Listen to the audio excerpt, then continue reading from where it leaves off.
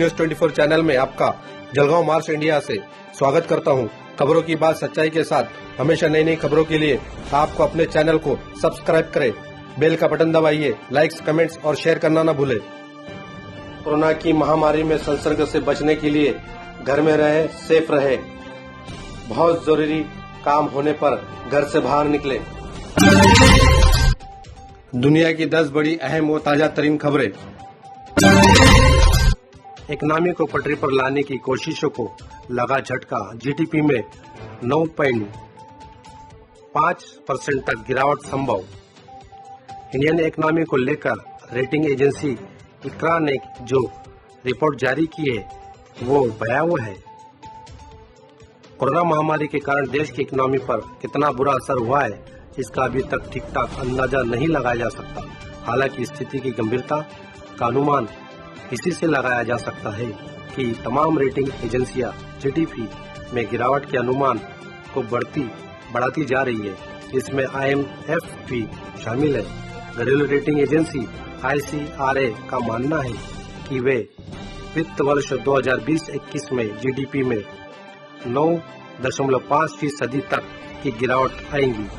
Rating agency के अनुसार 2020-21 में जीडीपी में 9.5% की गिरावट आएगी, जबकि पूर्व में 5% गिरावट का अनुमान जताया गया था। उसका कहना है कि कुछ राज्यों में इसकी लॉकडाउन में जारी रहने से कई और जून में शुरू हुई आर्थिक सुधार की गतिविधियां प्रभावित हुई है। ज्यादातर विशेषज्ञों का अनुमान है कि देश के जीडीपी में 5 से 6.5% तक की गिरावट आ सकती है। यूएस कांग्रेस ने टिकटॉक बैन करने के लिए भारत की तारीफ। डोनाल्ड ट्रंप से अमेरिका में भी बंद करने की मांग। अमेरिकी कांग्रेस ने टिकटॉक सहित 59 चीनी ऐप्स को बैन करने की भारत की पहल को सही बताया। साथ ही अमेरिकी राष्ट्रपति डोनाल्ड ट्रंप को पत्र लिखकर अमेरिका में भी जल्द चाइनीज ऐप वेबसाइट के खिलाफ कदम उठाने के लिए अपील की है।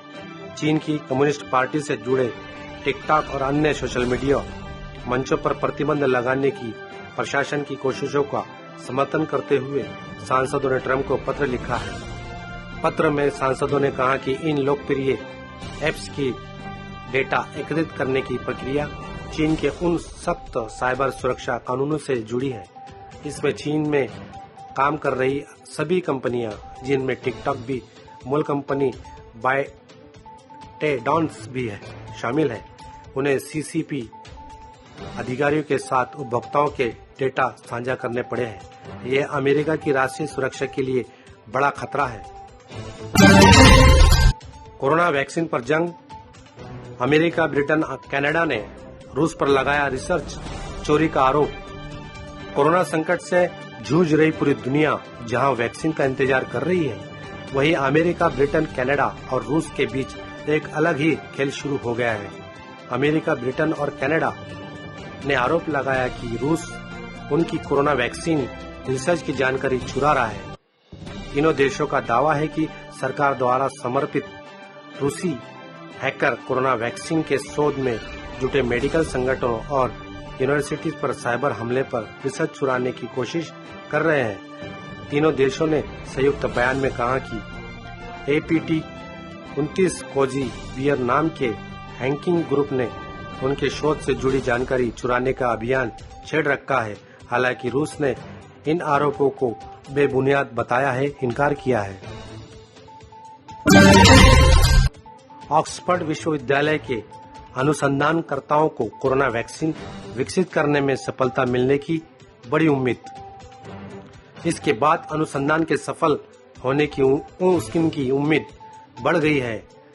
द डेली टेलीग्राफ ने परीक्षण टीम से जुड़े एक सूत्र के हवाले से बताया कि ब्रिटिश स्वयंसेवकों के एक समूह से रक्त के नमूने लिए जाने के बाद उन पर टीके का परीक्षण किया गया, जिसमें ये पता चला कि इसने शरीर को एंटीबॉडी और खात्मा करने वाले T सेल बनाने के लिए प्रेरित किया है।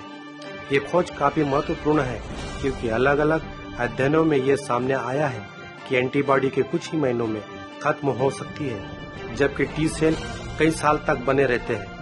हालांकि सूत्र ने आगाह किया कि ये नतीजे बहुत ज्यादा उम्मीद जगाते हैं, लेकिन अभी तक ये साबित नहीं हुआ है कि ऑक्सफोर्ड का टीका कोविड-19 के खिलाफ लंबे समय के लिए प्रतिशत उपलब्ध कराता या नहीं।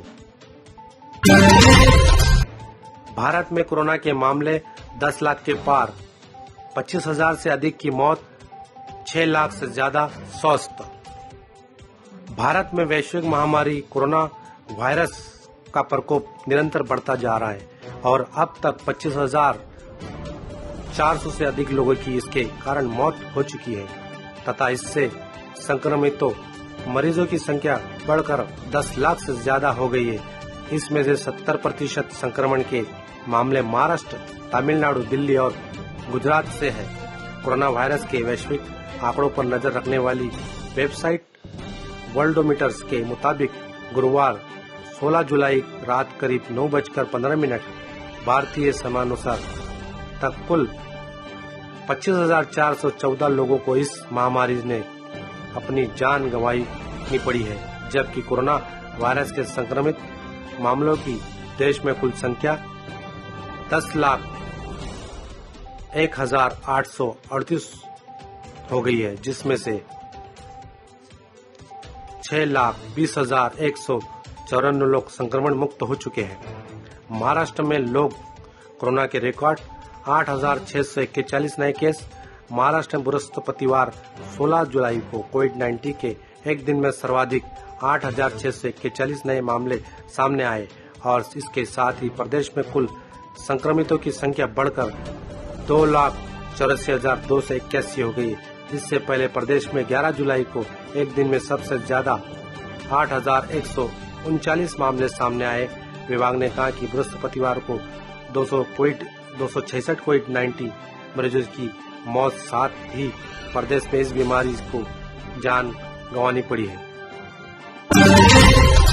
ईरान ने कहा, चाबहार रेल प्रोजेक्ट से भारत को बाहर करने की कहानी झूठी, यह है सच। ईरान ने एक भारतीय समाचार पत्र की इस रिपोर्ट का खंडन किया है कि चाबहार जायदान रेलवे परियोजना से भारत को बाहर कर दिया गया। ईरान के बंदरगाह और समुद्री संगठन के उप प्रभारी फरहाद मुंतसीर ने अल जजीरा से बातचीत में कहा कि भारत को चाबहार जायदान रेलवे प्रोजेक्ट से बाहर किए जाने के दावे की भारतीय समाचार पत्र की कहानी पूरी तरह से झूठी थी, क्योंकि ईरान ने चाबहार जायदान रेलवे के संबंध में भारत के साथ कोई समझौता नहीं किया है। अमेरिका, ब्रिटेन और कनाडा का आरोप, रूस ने चुराया कोविड-19 का वैक्सीन रिसर्च। अमेरिका, ब्रिटेन और कनाडा ने रूस पर आरोप लगाया है कि वो दुनिया भर में फैली महामारी कोरोना वायरस के वैक्सीन अनुसंधान चुराने की कोशिश कर रहा है। वायरस ने 5,85,000 से अधिक लोग मार दिया है। 13.6 मिलियन से अधिक लोग संक्रमित हैं और पिछले साल अंत में इस वायरस ने उभारने के बाद भी वैश्विक अर्थव्यवस्था को अपंग कर दिया है। दुनिया की उम्मीदें इसकी वैक्सीन पर टिकी गई है।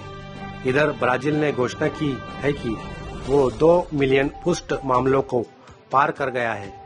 ब्रिटिश मीडिया ने गुरुवार को बताया कि ऑक्सफोर्ड विश्वविद्यालय के एक परीक्षण ने अपने प्रोटोटाइप वैक्सीन से वायरस के खिलाफ प्रतिरक्षा प्रतिक्रिया उत्पन्न की है, लेकिन घंटों के बाद ब्रिटेन के राष्ट्रीय साइबर सुरक्षा केंद्र ने कहा कि APT-29 नामक एक हैकिंग समूह ने मूल्यवान बौद्धिक संपदा की चोरी करने के लिए वैक्सीन अनुसंधान करने वाली ब्रिटिश प्रयोगशाला को टारगेट किया था। पबजी के कारण पाकिस्तान में आत्महत्या के 3 मामले सामने आ चुके हैं। पाकिस्तान में इससे पहले साल 2013 में युद्ध थीम वाले गेम कॉल ऑफ ड्यूटी और मेडल ऑफ ऑनर को बंद कर दिया जा चुका है। इसके पिछले तर्क दिया गया है कि ये इस्लाम विरोधी है। इस गेम को खेलने से इसकी लत लग जाती है। इतना ही नहीं, ये समय की बर्बादी है। इस गेम को खेलने से युवाओं की सोच और शरीर पर बुरा प्रभाव पड़ता नजर आ रहा है। यूनिवर्सिटी ऑफ वाशिंगटन की रिपोर्ट, दुनिया की आबादी 2021 में 1,090 करोड़ नहीं 880 करोड़ ही होंगी। संयुक्त राष्ट्र के अनुमान से ये 200 करोड़ कम होंगे। बढ़ती दुनिया की आबादी की चिंता के बीच एक अच्छी खबर आई है। यूनिवर्सिटी ऑफ वाशिंगटन की ताजा रिपोर्ट में कहा गया है कि संयुक्त राष्ट्र ने दुनिया की आबादी 2021 तक जितनी बढ़ने का अनुमान लगाया था, उससे ये 200 करोड़ कम होंगी। अभी दुनिया की आबादी करीब 780 करोड़ है। 2064 तक ये बढ़कर रिकॉर्ड 970 करोड़ होंगी, लेकिन उसके बाद ये कम होने लगेंगी। 2021 तक ये गिरकर 880 करोड़ हो जाएंगी। संयुक्त राष्ट्र ने 2019 में जो रिपोर्ट प्रकाशित की थी, उसके अनुसार 2021 तक आबादी 1090 करोड़ होने का अनुमान है। रिपोर्ट के अनुसार 2021 तक 195 में से 183 देशों की आबादी में कमी आएगी। इनमें से 23 देशों की आबादी आधी रह जाएंगी। अन्य 34 देशों की आबादी में 25 से 30% की कमी आएगी। चीन की नाक के नीचे बम बरसा रहे हैं ताइवान के फाइटर जेट। चुपचाप देखने को मजबूर है ड्रैगन। दक्षिण चीन सागर में तनाव अपने चरम पर है। अमेरिका के बाद अब ताइवान ने तामसुई नदी के पास जोरदार युद्धाभ्यास शुरू किया है। तामसुई नदी के ठीक दूसरी तरफ समुद्र, उस पर चीन है। ताइवान के लड़ाकू हेलीकॉप्टर और फाइटर जेट जहां समुद्र के अंदर के भीषण बमबारी कर रहे हैं, वहीं तोपें आग उगल रही है। ताइवान पर कब्जे की धमकी देने वाली चीनी सेना इस शक्ति प्रदर्शन को चुपचाप देखने को मजबूर है। दरअसल ताइवान ने तामसुई के तट पर किसी भी चीनी हमले का जवाब देने के लिए वार्षिक युद्धाभ्यास शुरू किया है। ड्रिल नाम दिया गया है। इसका मंदारिन में अर्थ होता है खोया हुआ क्षेत्र वापस हासिल करना। ताइवान की राष्ट्रपति त्साई इंग-वेन ने इस अभ्यास पर कहा, हम चाहते हैं कि दुनिया हमारी प्रतिबद्धता और अपने देश की रक्षा के प्रयासों को देखे। ये 5 दिनों तक चलने वाली सैन्य ड्रिल शुक्रवार को खत्म होने जा रही है। इस दौरान ताइवान चीन के किसी भी हमले का किस तरह बचाव करता है, उसकी प्रैक्टिस कर रहा है। देश दुनिया की नई नई खबरें हमेशा देखने के लिए BV News 24 चैनल को हमेशा देखते रहिए।